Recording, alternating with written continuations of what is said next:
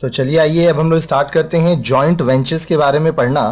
ये भी बहुत ही इंपॉर्टेंट टॉपिक है आपके एग्जाम्स पॉइंट ऑफ व्यू से। Joint venture is a form of business organization where two or more independent firms contribute capital and participate in business operations. These two organizations may be private or government organizations or a foreign company. तो joint venture क्या है? देखिए, venture मतलब business होता है simple terms में।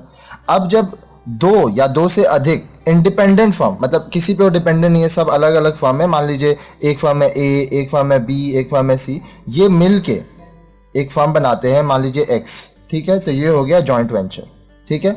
अब इसमें प्राइवेट फर्म्स भी हो सकते हैं, मान लीजिए ए प्राइवेट है, बी प्राइवेट है, और गवर्नमेंट ऑर्गेनाइजेशंस भी हो सकते हैं, या फॉरेन कंपनीज भी मिल सकते हैं। कहने का मतलब जब बड़े बड़े कंपनीज या छोटे छोटे कंपनीज एक साथ मिलके कोई नया कंपनी बनाते हैं तो वो जॉइंट वेंचर होता है। In joint venture business concern join together for a specified purpose.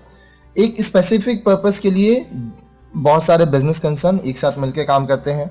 It facilitates pulling funds, technical know how and managerial skills. इससे क्या होता है कि जो फंड है वो बढ़ता है, सब अपना अपना फंड इकट्ठा करके इसमें लगाते हैं। टेक्निकल नो हाउ, अब मान लीजिए कंपनी ए जो है उसके पास बहुत अच्छा टेक्निकल नॉलेज है, वो बी को देगा, साथ मिलके काम करेंगे। मैनेजरियल स्किल्स, मान लीजिए बी के पास अच्छा है तो वो ए को देगा। तो ये जब मिलके काम होगा तो काम बहुत बढ़िया से होगा। The rewards and the risk will be shared by the concern in joint venture. Example, Maruti Limited of India and Suzuki Limited of Japan joined has to form Maruti Suzuki India Limited, which is a joint venture concern. अभी देखिए simple सा बात है, जब लोग मिलके एक साथ काम कर रहे हैं तो जो भी प्रॉफिट होगा या जो भी रिस्क होगा, जो भी लॉस होगा, वो सब मिलके ही बियर करेंगे। जैसे यहाँ पे एग्जांपल है, मारुति लिमिटेड जो इंडिया का है और सुजुकी लिमिटेड जो जापान का है, ये दोनों मिलके मारुति सुजुकी इंडिया लिमिटेड नाम का एक जॉइंट वेंचर स्टार्ट किए।